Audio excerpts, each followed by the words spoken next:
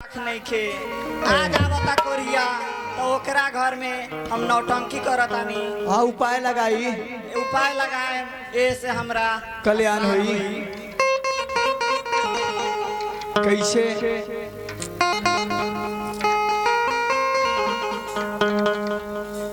आइए जय तेरे सुख मिली वही तरह करी।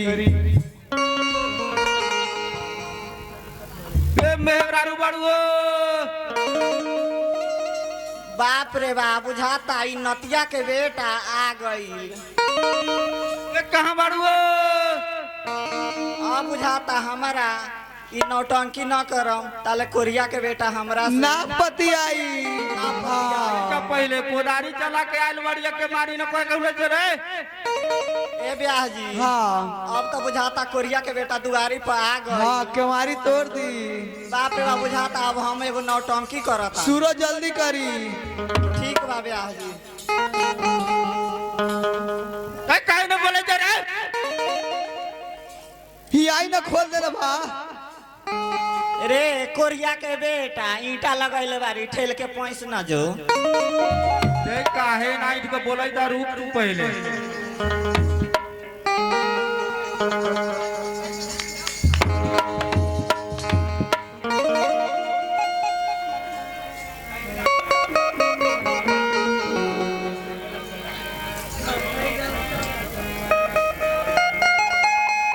देख कहाँ बड़े रे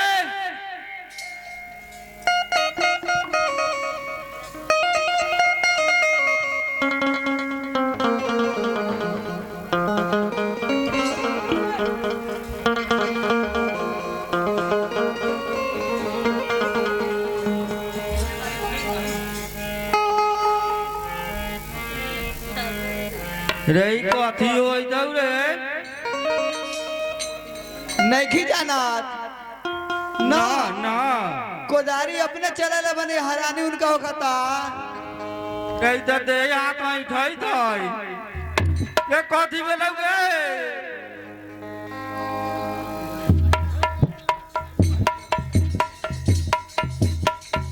आई देखा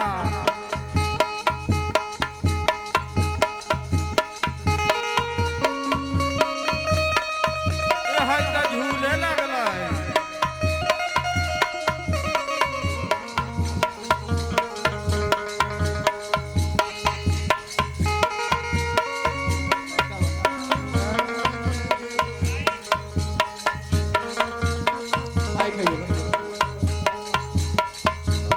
के है सरकार ये नाम ठेकान बताल जाओ। झूल नाइए न बंद हो जाए कलयुग है कलयुग।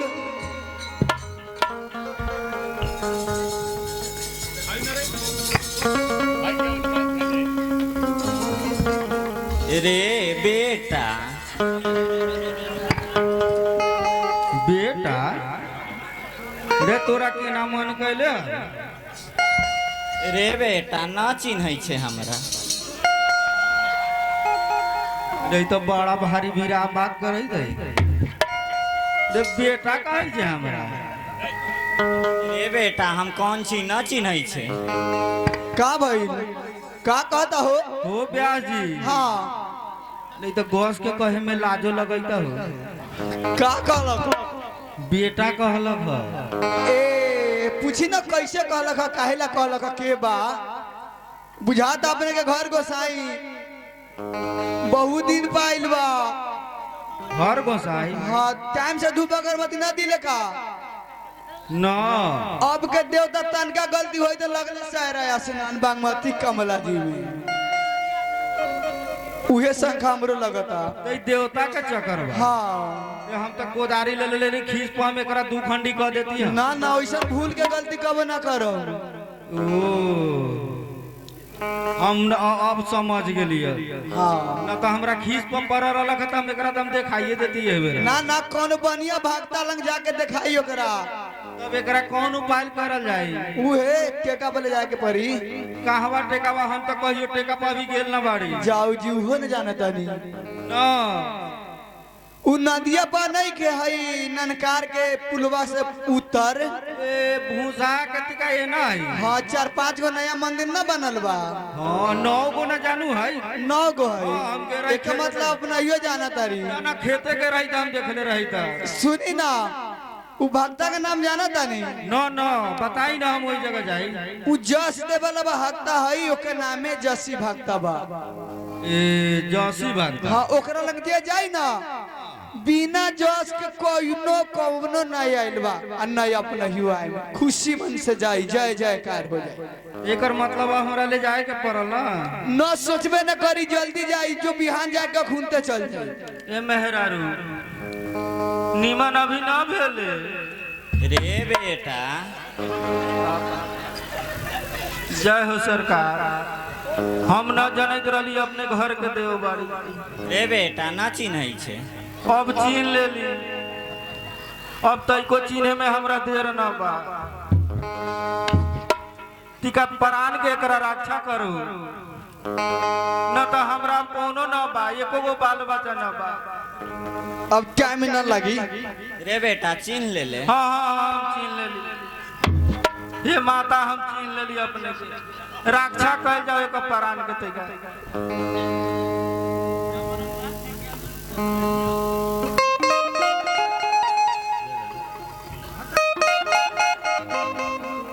निमन हो गए। अखनी हट गइल बा। अस्थिर अस्थिर जो पहले तिका देख के अस्थिर आले। बहुत बड़ा भीड़ा समस्या है। घरे के देव आगरल हम इतना दिन से अभी जानू अतई का तो ब्याह जी सलाह दिलै है। जसी भागता है नदिया अपने न खेते जाय छी पेड़वा पड़ल है वही बहै। सुनी ना आज शनिचर बा। हाँ अब बिहान एतवार के बाद टेका लागेला। एतवार के अब बड़ा भाग संजोग से अपने के घर गोसाई चलल बिहान एतवार बा। जय जय हो काई जाई।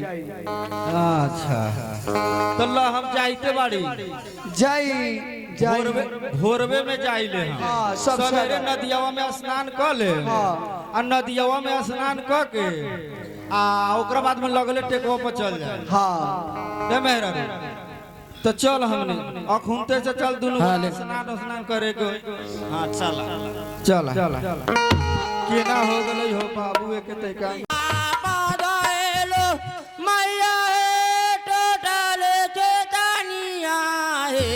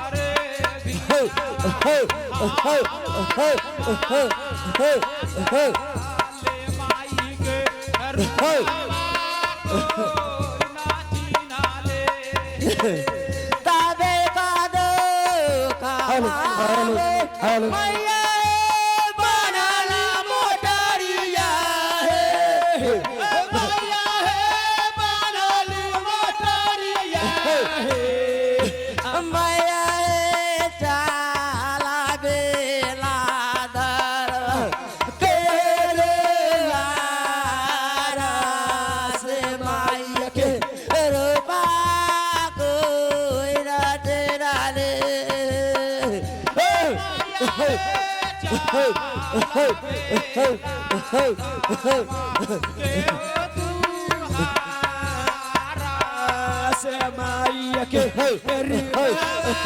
को नाचिनाले ताकले तेरो कोला दौ भैया गे गरी मटो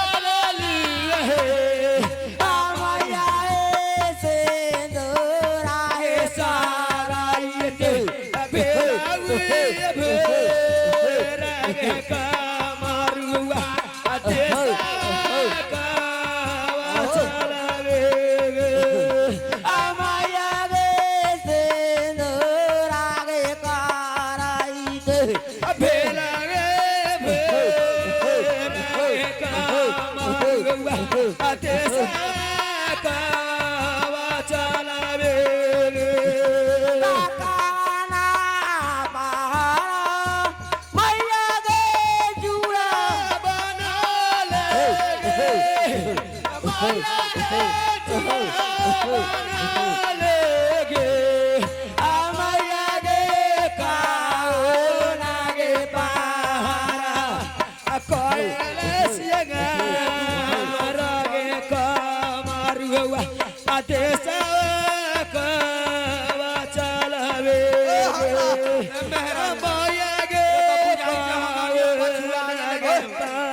टेका लागल जानू पछुआ गेले हमनिया नहीं नहीं लगामा के लगामा हाथ में छुआइले ह इधर सब चीज लागल है धर धर धर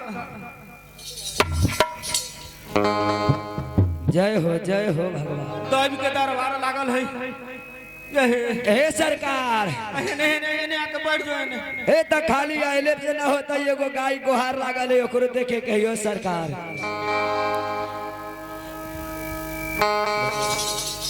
तमाया गे खाओ ना गे पा कोई हेले सिंगा रह गे पा मारुआ आते सा वाचावे गे ताकना हरा तमाया गे चूड़ा बंधले गे तमाया गे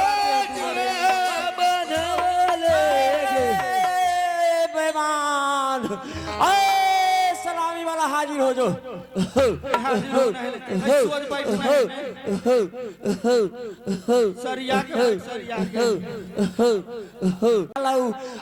तो तोरा बेटा बेटा कह के बोलावा लो कि ना बोलावा लो बोल। हाँ सरकार यही बेटा हम तो पोदारी ले रहली बेईमान ये सुनेला तू हमरा से खोल के पूछोले है।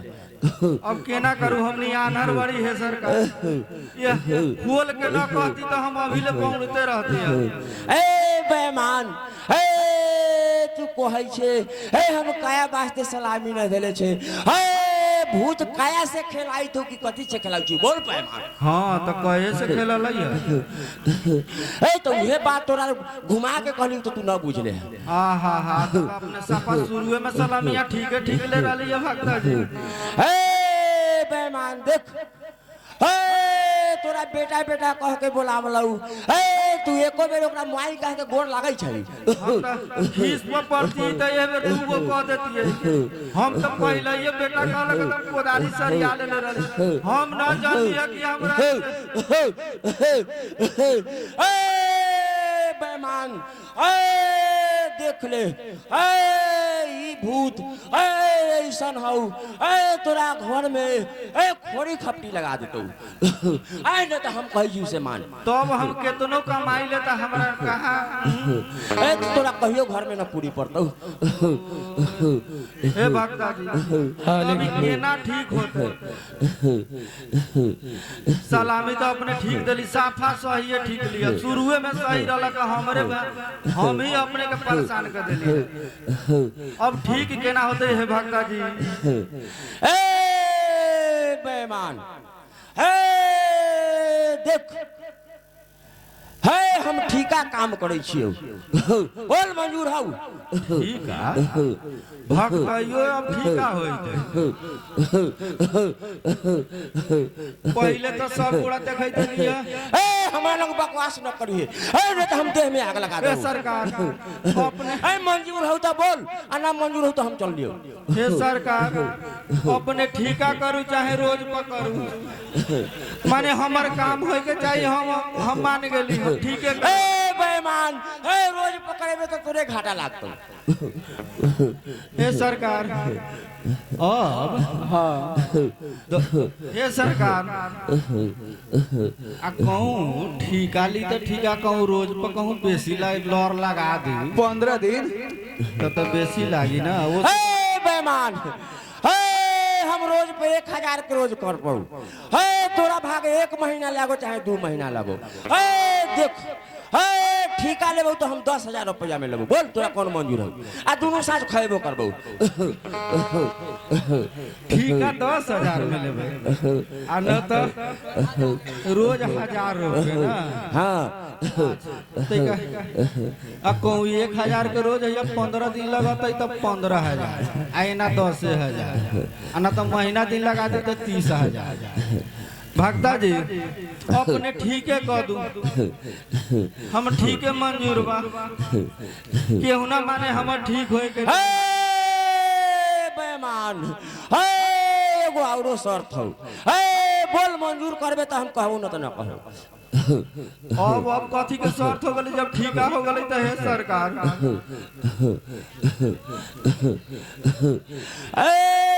खाली ढेवे लेवे के गारंटी लेबो हे तोहर भूत छूट दो कि न छूट दो का गारंटी हम लेबो अभी कौन बात मार देले माने ठीका के अर्थ है ओकर छोड़ावे ही ना ओ सरकार ई बहुत गलत बात होइता एहन अन्याय होई त औरो कतना फर जाई हमर काम होए के चाहिए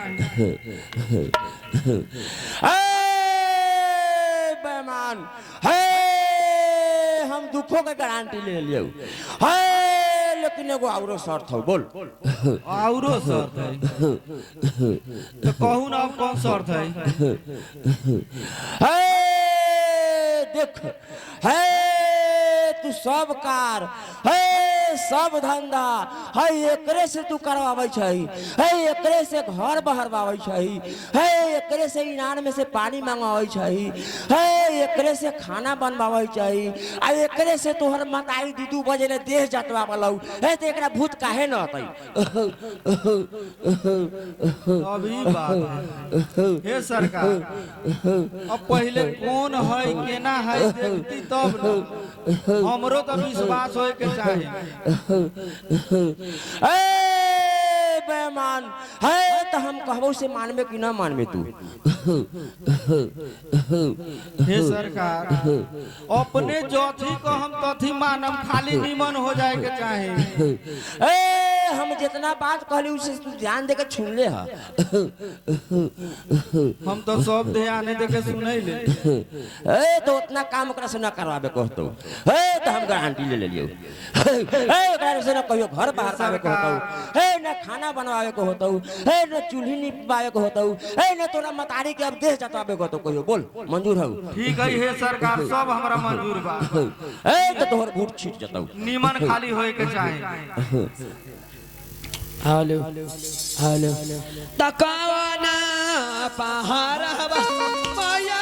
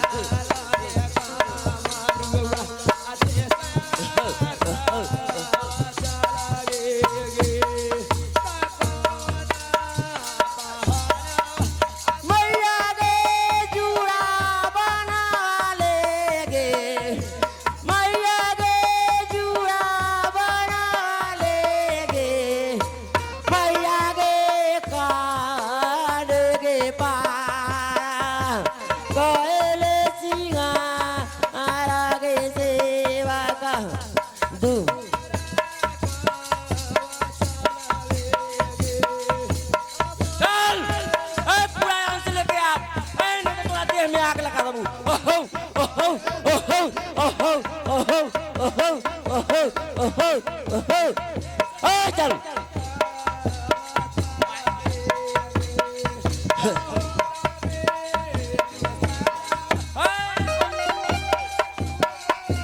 हे सरकार नाम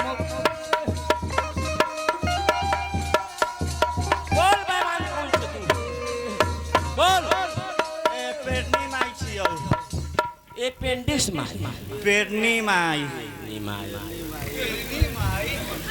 है तो तू कहला आयल छे पेरनी माई ए सुन ना 3 गोटा न छियौ है आ कौन छे बोल एगो छियौ लुल्ही माई लुल्ही माई है एगो कौन छे एगो घर घुमनी माई घर घूमनी माई अब तू है बतुआ कहत रहे ह हम बात हमरा पतियाइत रहे बतू अब कथी कथी काहे तेरा घर में आलू से पूछ इतना पेड़ले छियौ तोहनी के था ना हां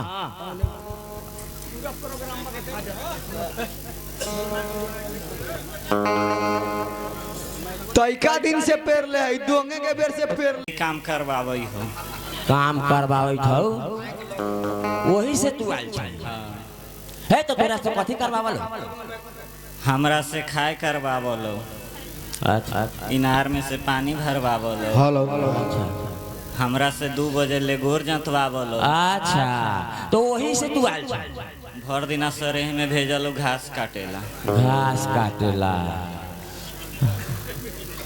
आ लुल्ही माई तू कहला आइल छ न जानै छी हमरा से पानी भरवावलो वही से आयल छी ए मेरे का मतलब जे एकनी पानी भरेला कहते तो ओकर हाथला गोड़वा लूल कर दे हाँ आ घर घुमनी माई कहला आइल हम अबौ के त भर गांव घूमबौ आ रोकतौ ते का गोरे बाती लूल कर लूल बना देबो भर गांव पूरा नगर पालिका न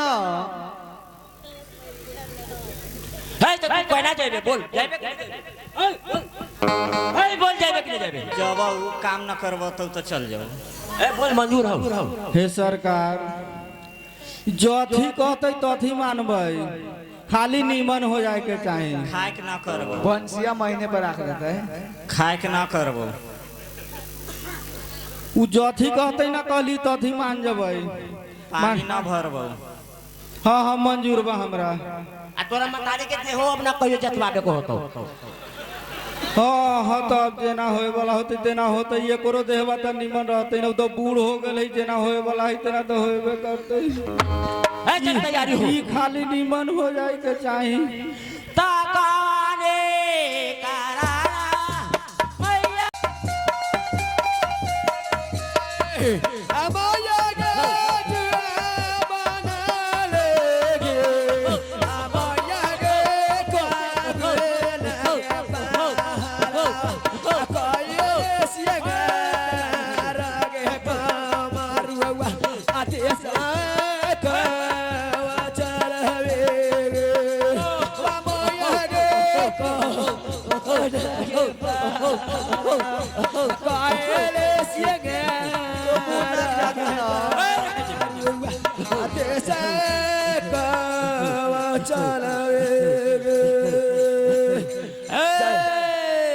बेमान है देख है ओकरा देहे है पेरनी माई आ रहलौ है लूल्ही माई आ रहलौ है घर मुन्नी माई आ हे सरकार पहले उठाइए कि ना ए बेमान ए ओकरा न उठाइए वो अपने उठ जाता है अपने उठे अच्छा केना ना तैका देखियो लेती है तब ना सबूर न बनाई था हिले लगले है हमरा से तू अभी ना पूछ ले से तू कौन चाहे सरकार हे सरकार अपने कौन बाड़ी था आ कथी कथी लेता ही है बेमान है देख है हम ठगनी माई छियौ है बोला हमरा कथी देबे अब मिलाऊ धंधा तो ठीको ले लिया अभी कहे छी एगो और बाड़ी ठगनी माई ए हम काम ठीक करू त हमरा कथी देबे है भगता तो अपन काम धंधा काज क के आ रहलै है तो ओकरा 10,000 में ठेका देली है हम तोहर काम करबाऊ है तो तू हमरा कथी देबे अब अपना हियो के देवे के होते हो ना हमरा खाली ठीक होला लेल देरी हो अपना हियो कथी लेन कहू ए बेमान है 10,000 के फांसी लेबो ए बोल मंजूर हौ एक जोड़ा एक जोड़ा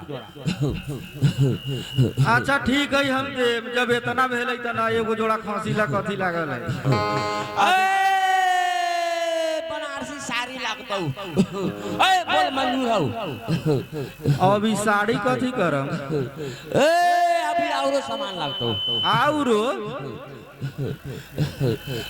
हाँ तो कहू ना और कथी लगतै हे सीतामढ़ी से दुल्हन साड़ी लहठी किन के लिए आवे को दूध बढ़िया लहट 1000 वाला ते में तो देखे जी छोटे छोटे करिया करिया के लगान लागल है ए अभी पाउडर ले आवे को होतो पाउडर लिपस्टिक ले आवे को होतो हे सरकार सोरो सिंगार तो ई सब कथी करबै अपने ई केकरा ला है ऊ तो भला 10,000 भक्ता के हो गले हां आ एक जोड़ा खांसी लूली माई के हो गले ठगनी माई के अग्नि माई के गलती भे गेलक माफ करब आहाउ बहाउ जो इतना भर भर माई चूड़ी कहै छियै ई कोना देवता के है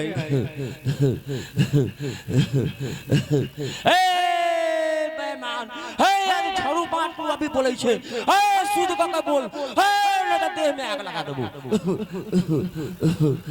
हम अपना जाने तो साफा जतिये के बोलैले ए बेईमान देख हे उ फांसी के तू न चढ़ाई है हे उ फांसी हमरा दरबार में एक खूंटा में बांध दिए हे बोल मंजूर हौ हम तो भल के रहली है ससुराल तो एक जोड़ा खांसी चढ़ैल रहले तो प्रसादी खैली आ उ सब के हम कथी कहबै से अब हाँ एक जोड़ा ए बेईमान ए तू देवता से बकवास करै छे ना, ना, हम ए, अभी देह में आग लगा दो जाऊ अपने के खूंटा में बांध दम ठीक है न चढ़ेबे दूरा पर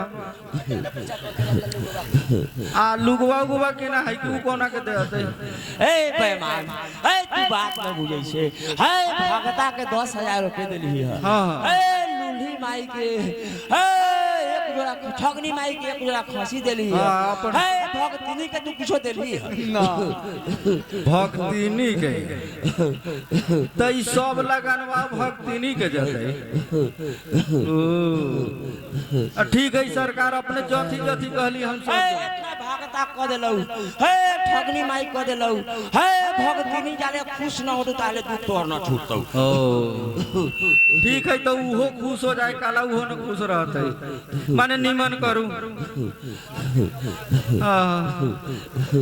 निमन करू है सरकार निमन करू हेलो दकावना पहाड़बा अमोया गे जुड़ा बनले गे अमोया गे जुड़ा बनले गे अमोया गे कावना गे पहाड़ा कोले सिगार गे कावना देसा कावा चल रे हे सरकार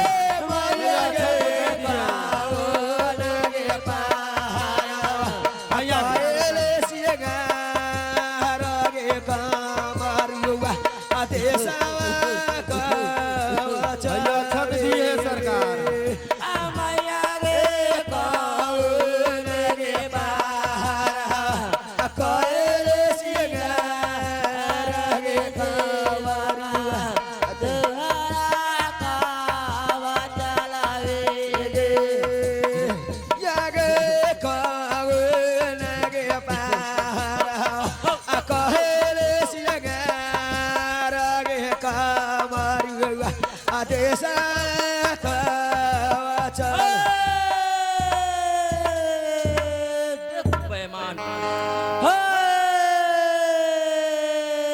आशीर्वादी के